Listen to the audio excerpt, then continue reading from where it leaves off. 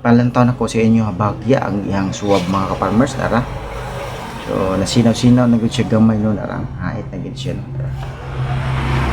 Diya lang taman din na kuhot doon og hubot kay basin og kasab-an tang mamameta niya akong libuhat mga ka-farmers no.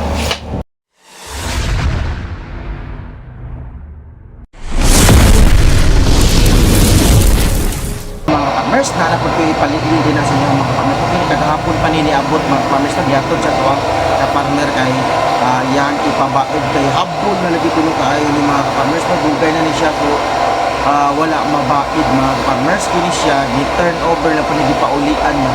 Gipaulian siya yang kaila mga farmers kay siguro nagpili siya og laing nga katana no. So yan gipaulian ug katunga sa kantidad sa iyahang pagpalit kay adto mga kapartners. Wa ko kabalo kung tingnan ko makatunga man daw. Sila na nagkabalo ang ato ang iyang problema ni mga kapartners kay dugay na siya nagtinir-tinir ani pero hapul siya mga kapartners. No sa farmers mo siya ang gitawag og katana no sa mga nay katana diya hapul pwede mo magpapait mga kapartners sa tuwa din no sa ang exact location barangay ni Visayas Panabo City.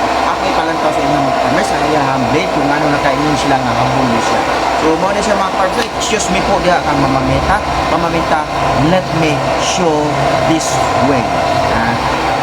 Let me show this way na mamameta. Makita po nila kung saan ginamin nga habol, dili na habol nga baligya mga kapangasakan na habol.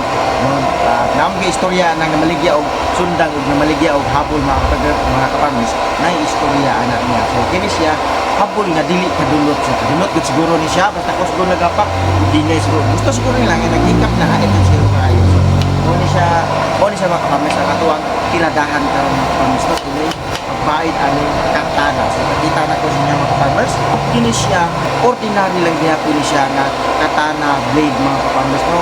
Sama niya itong mga ipakita na ko nga video niya itong mga nangagit upload na video online ganit mga kapartners no? Ordinary lang siya so habul gid siya mga kapartners na makita niyo habul gid siya kaayo unya dili kini siya kasero dili kini siya madawat og subo so ang mahitabo ani a sort of decoration ng diha ko sa nindot so habul siya ng habul kay siya siya i-handle. So, ito ni siyang pahaiton karon mga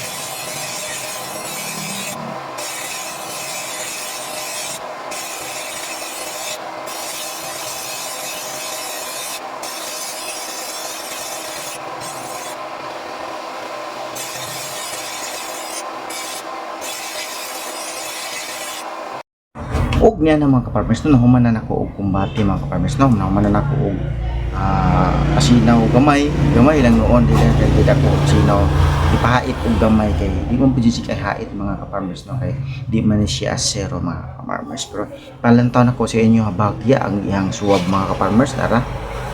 So nasinaw-sinaw na gud siya gamay no arang hait na gid siya no tara. Diya lang taman din na kuhot doon og hubot kay basin og kasab-an tang mamameta niya akong libuhat mga farmers no balik na naton siya. So kung gusto ninyo kung naamoy mga ingon ani mga farmers na habol no kung kasagaran nga mga habol mga farmers kanang nasa online, no? Kung mag-order ka sa online, dili mo nila pahaiton mga ka-farmers, kay delikado man na, kay agi man siya og shipping. So habol gyud na siya mga ka-farmers, no? Kanang mga online. So kung gusto niyo pahaiton, exact location na to man hilang mo diri mga ka-farmers sa Propuno, Barangay New Visayas, along the highway lang, no? Dapil lang ta sa highway mga ka-farmers, kung makita ninyo nato to.